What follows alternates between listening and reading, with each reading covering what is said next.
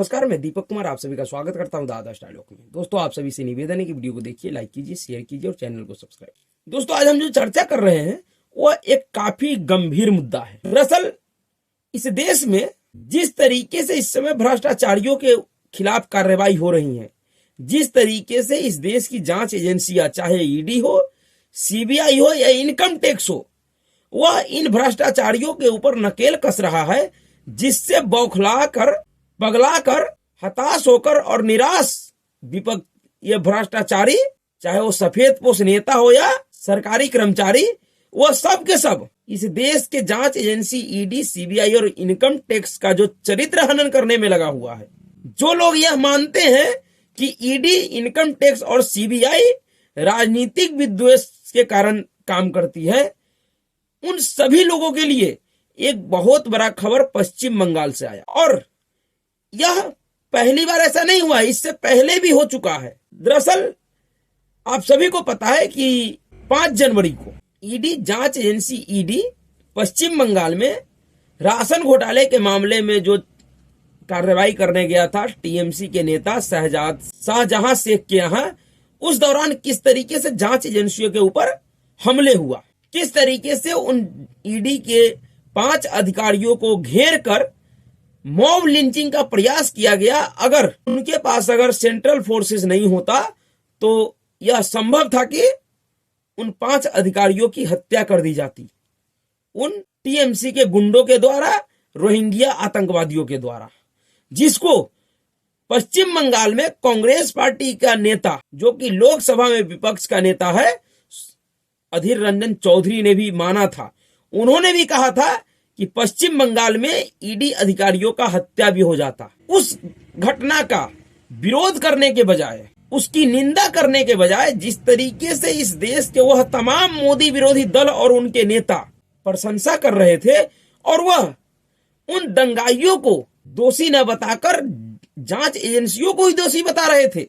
यहां तक कि टीएमसी के कई एक नेता, कई एक प्रवक्ता, चाहे वो कुणाल घोष हो या और भी जो नेता थे, वो सब के सब बड़े बेशर्मी से कह रहा था जांच एजेंसी ईडी वहां पर जाके और गांव वाले को, गांव के आम जनता को भड़काया है और इसलिए इस तरीके का हमला हुआ है।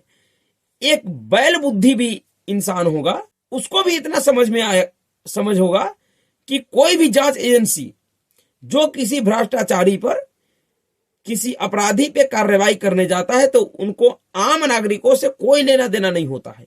कोई भी जांच अधिकारी किसी भी आम नागरिक को कुछ नहीं कहता है, वह सिर्फ उसी व्यक्ति के घर पे जाता है या उसी के ठिकानों पे जाता है जिसके खिलाफ कार्रवाई करना होता है।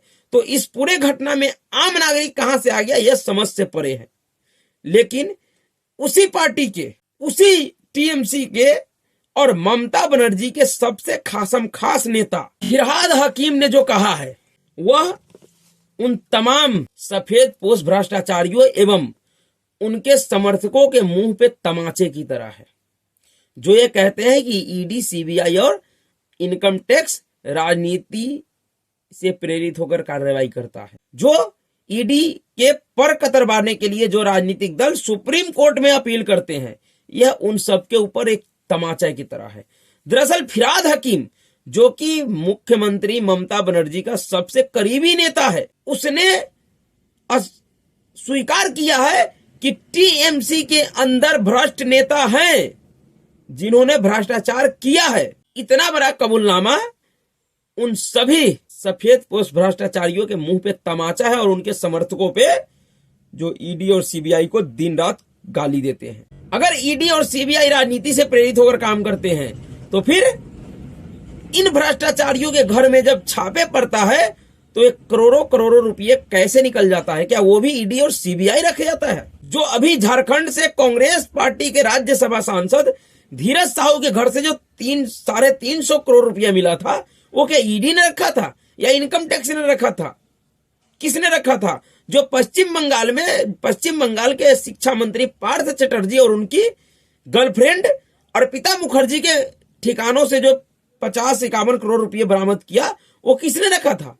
ईडी ने रखा था या सीबीआई ने रखा था? अभी जो हरियाणा में एक विधायक के घर पे जो छापा पड़ा जिसमें 5 करोड़ रुपये नगद निकला है और न जाने विदेशी कई एक प्रकार के हथियार, वो क्या ईडी ने रखा था? उत्तर प्रदेश में जो कई एक ऐसे भ्रष्टाचारी जो पकड़े गए जिनके घर से सैकड़ों करोड़ रुपए की बरामदगी हुई है, वो सबके जांच एजेंसियां रखती हैं।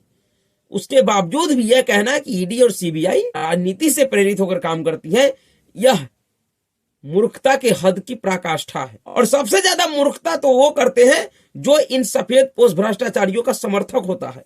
एक तरफ तो ये कहते हैं कि देश में भ्रष्टाचार खत्म होना चाहिए, रिश्वतखोरी बंद होनी चाहिए, लेकिन जब भ्रष्टाचार के आकाओं पे जब जांच एजेंसियां कार्रवाई करती हैं तो फिर इनको बुरा लगता है।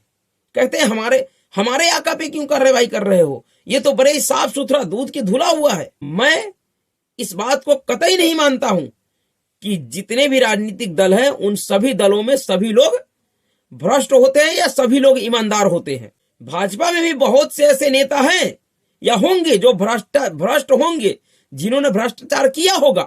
इससे पहले जब भाजपा विपक्ष में था, जो लोग सत्ता में थे, उन्होंने इस तरीके के कार्रवाई क्यों नहीं किया इन भारतीय जनता पार्टी के नेताओं के खिलाफ?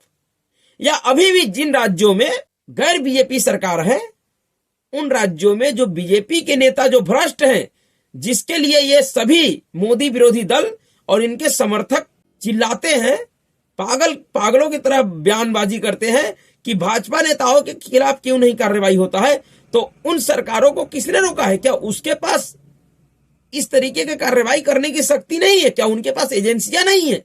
हैं, उनके पास भी एजेंसियां हैं, लेकिन वो सब पहले से ही भ्रष्टाचार में आकंठ डूबा हुआ है। उन लोगों का अतीत इतना काला है कि उनके अंदर नैतिकता ही नहीं बचा है कि वो किसी दूसरे भ्रष्टाचारी पे कार्रवाई करें। इस देश में अब तक यही सिलसिला चलता आ रहा था, तुम हमें बचाओ हम तुम्हें बचाएंगे, लेकिन उस सिलसिले को नरेंद्र मोदी जी ने तोड़ा है। और जब तोड़ा है तो अब उन भ्रष्टाचारियों को, जिनका जीवन ही भ्रष्टाचार के धन पे चलता था, उनको बुरा लग रहा है। वो सब के सब चाह रहे हैं कि इस तरीके से कार्रवाई ना करे नरेंद्र मोदी सब कुछ करे, लेकिन हमने जो लूटा है भ्रष्टाचार के माध्यम से उस पैसे पे नजर न डाले। नहीं तो क्या कारण है कि जो मोदी विरोधी दल या उनके नेता अटल बिहारी वाजपेयी जी का बड़ा प्रशंसा करता है कि वो बड़े अच्छे नेता थे, वो नरेंद्र मोदी के खिलाफ इतना आक्रामक क्यों रहता है? नरेंद्र मोदी क्या उनके घर का भैंस खोल लिया है? नहीं, क्योंकि अटल बिहारी वाजपेयी जी का जब सरकार था तो उनका सरकार गठबंधन का था, और गठबंधन के सरकार होने के वजह से अटल बिहारी वाजपेयी जी इस तरीके का कठोर निर्णय नहीं ले सकते थे। उस समय भ्रष्टाचारियों के ऊपर इस तरीके से कार्रवाई नहीं हो सकता था। उस समय अटल बिहारी वाजपेयी जी सनातन के लिए, हिंदुओं के लिए इतनी मजबूत आवाज नहीं उठा पाते थे। इसलिए ये सभी मोदी विरोधी दल और उनके नेताओं को अटल बिहारी वाजपेयी जी बड़े अच्छे नेता लगते हैं। लेकिन जब नरेंद्र मोदी भ्रष्टाचार पे प्रहार कर रहा है, सनातन और हिंदू के हित में काम कर रहा है, और सिर्फ सनातन और हिंदू के हित में ही नहीं, इस भारत माता, इस भारत देश के हित में काम कर रहा है। आज पूरे विश्व में एकमात्र देश ऐसा भारत है जिससे टकराने के लिए बड़े बड़े महाशक्ति सोच रहा है, जिससे टकराकर छोटे मोटे कट्टरवादी सोच रखने वाले मालदीव जैसे देशों का, पाकिस्तान जैसे देशों का हालात बदतर हो गया है। फिरहाद हकीम का यह कबूलनामा, यह ईडी और सीबीआई के कार्रवाइयों पे मुहर लगाता है कि वो सभी जांच एजेंसियां बिल्कुल सही काम कर रहा है। क्या कहा है फिरहाद हकीम ने, पहले उसको समझते हैं। दरअसल पश्चिम बंगाल की मुख्यमंत्री ममता बनर्जी के करीबी फिरहाद हकीम ने टीएमसी नेताओं की मुश्किलें बढ़ा दी है। उन्होंने कहा कि पार्टी के अंदर कुछ भ्रष्ट नेता हैं। पश्चिम बंगाल के मंत्री और ममता बनर्जी के करीबी कहे जाने वाले फिरहाद हकीम के एक बयान से टीएमसी मुश्किलें बढ़ा दी है। पश्चिम बंगाल के मंत्री और ममता बनर्जी के करीबी कहे जाने वाले फिरहाद हकीम के एक बयान ने टीएमसी की मुश्किलें बढ़ा दी है। स्कूल भर्ती अनियमितताओं को लेकर फिरहाद हकीम ने कहा कि टीएमसी के कुछ नेता भ्रष्टाचार में पूरी तरह से डूबे हुए हैं, लेकिन इसका यह मतलब नहीं है कि पूरी पार्टी भ्रष्ट है। भाई, ये कोई नहीं कह रहा है कि पूरा पार्टी भ्रष्ट है, लेकिन शिक्षा मंत्री अगर भ्रष्टाचार कर रहा है, खाद्य मंत्री भ्रष्टाचार कर रहा है तो इसकी खबर मुख्यमंत्री को ना होगा, यह असंभव है। और जिस पार्टी का मुख्यमंत्री सर्वोच्च पद पे बैठा हुआ व्यक्ति भ्रष्टाचारी है तो फिर उस पार्टी को भ्रष्टाचारी क्यों न कहा जाए। फिराद हकीम ने कहा कि मुझे यकीन है कि कुछ ऐसे लोग हैं जिन्होंने गलत किया है, भ्रष्टाचार में फंस गए हैं, लेकिन ऐसा सबके साथ नहीं होता। हाँ, मुझ पर सीबीआई ने छापा मारा है, मुझे गिरफ्तार किया गया है, लेकिन क्या मेरे निर्वाचन क्षेत्र में एक भी व्यक्ति मुझे बता पाएगा कि मैंने एक भी पैसे का भ्रष्टाचार में शामिल हूं। मैं 25 साल तक पार्षद रहा हूं। उन्होंने कहा कि मैं 25 साल तक पार्षद रहा हूं, किसी भी प्रमोटर से पूछ लिए कि क्या मैंने एक भी पैसा लिया हो।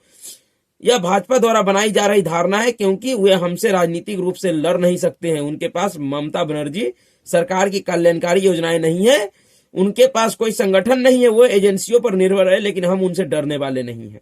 एक तरफ तो ये खुद स्वीकार कर रहे हैं कि टीएमसी में कुछ नेता है जो पूरी तरह से भ्रष्टाचार में डूबा हुआ है, और वो नेता कौन है? शिक्षा मंत्री, जो कि किसी भी सरकार का सर्वोच्च मंत्रालय होता है। खाद्य एवं सुरक्षा मंत्री, जो सरकार का एक महत्वपूर्ण मंत्रालय होता है। ऐसे ऐसे मंत्रालयों का मंत्री भ्रष्टाचार में डूबा हुआ है और सब बाकायदा पकड़ा गया, उनके ठिकानों से अवैध संपत्ति या कैश बरामद हुआ है। फिर भी इनको लगता है कि इनका पार्टी भ्रष्टाचारी नहीं है। खुद कह रहे हैं कि भ्रष्टाचार में नेता डूबे हुए हैं, फिर भी इनका मानना है कि इनका पार्टी भ्रष्टाचारी नहीं। और सिर्फ इतना ही नहीं, इनकी स्थिति क्या है, इसको इस बात से समझिए कि इनका एक विधायक है, टीएमसी का ही विधायक है। उस विधायक ने अपने ही पार्टी के कार्यकर्ताओं पे आरोप लगाया है कि उनके ही पार्टी के कार्यकर्ता उनके साथ मारपीट किया। और मारपीट किस लिए किया? क्योंकि उन्होंने भ्रष्टाचार के विरोध में आवाज उठाया। दरअसल पार्टी में भ्रष्टाचार के खिलाफ बोलने पर मिली जान से मारने की धमकी। टीएमसी विधायक मनोरंजन व्यापारी का आरोप। टीएमसी विधायक मनोरंजन व्यापारी ने अपने ही पार्टी के नेताओं पर भ्रष्टाचार और आपराधिक गतिविधियों में शामिल होने का आरोप लगाया है। इसके साथ ही कहा कि उन्हें जान से मारने की धमकी मिली है। पश्चिम बंगाल में टीएमसी विधायक और प्रसिद्ध लेखक मनोरंजन व्यापारी ने हुगली के बालागढ़ में अपनी ही पार्टी के स्थानीय नेता पर भ्रष्टाचार और आपराधिक गतिविधियों में शामिल होने का आरोप लगाया है। व्यापारी ने अपने सुरक्षा को लेकर चिंता जताई है और सरकार से सुरक्षा बढ़ाने की मांग की है। बालागढ़ से पहली बार विधायक बने व्यापारी ने हुगली में अपने विधानसभा क्षेत्र में हो रहे भ्रष्टाचार और आपराधिक गतिविधियों की आलोचना की। उन्होंने कहा कि वह अपनी पार्टी के ही सहयोगियों की धमकी की वजह से क्षेत्र का दौरा नहीं कर रहे हैं। उन्होंने आरोप लगाया कि स्थानीय नेताओं ने इसका विरोध करने पर गंभीर परिणाम भुगतने की धमकी भी दी है।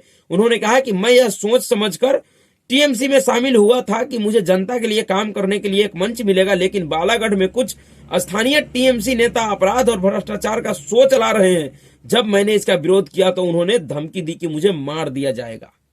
बताइए, यह उसी पार्टी का नेता कह रहा है, उस पार्टी का वर्तमान विधायक कह रहा है कि वह उनके पार्टी में भ्रष्टाचार इस कदर है, अपराधी इस कदर भरे हुए हैं, उनके पार्टी में भ्रष्टाचारी और अपराधी इस कदर भरे हुए हैं कि उनका विरोध एक विधायक तक करने में डर रहे हैं। अगर वह उनका विरोध कर रहे हैं तो उनको जान से मारने की धमकियां दिया जा रहा है। और कौन दे रहे हैं?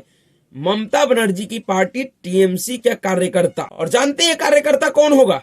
यह बंगाल का स्थानीय निवासी नहीं होगा, यह बांग्लादेशी और रोहिंग्या मुसलमानों का गैंग होगा, जो बड़े स्तर पे टीएमसी के साथ जुड़ा हुआ है, जिसका पूरा व्यवसाय यही है पश्चिम बंगाल में अपराध और भ्रष्टाचार का।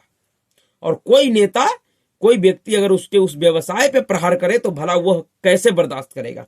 वह धमकी तो देगा ही। तो जिस पार्टी में मंत्री यह कबूल कर रहा है कि टीएमसी में कुछ मंत्री भ्रष्ट है, भ्रष्टाचार में अखंड डूबा हुआ है, जिस पार्टी का विधायक कह रहा हो कि हम अपने ही पार्टी में भ्रष्टाचार का विरोध करते हैं, तो हमें अपने ही पार्टी के कार्यकर्ता मुझे जान से मारने का धमकी दे रहा है, वह पार्टी और उसके नेता कह रहा है कि उनकी पूरी पार्टी भ्रष्ट नहीं है। यह कबूलनामा फिर से उन विरोधियों के मुंह पे तमाचा है जो ईडी और सीबीआई के कार्रवाई को राजनीतिक और दुर्भावना का कार्रवाई बताते हैं। तो अभी के लिए इतना ही। अगर आपको वीडियो अच्छा लगा तो वीडियो को लाइक कीजिएगा, शेयर कीजिएगा और चैनल को सब्सक्राइब कीजिएगा। नमस्कार।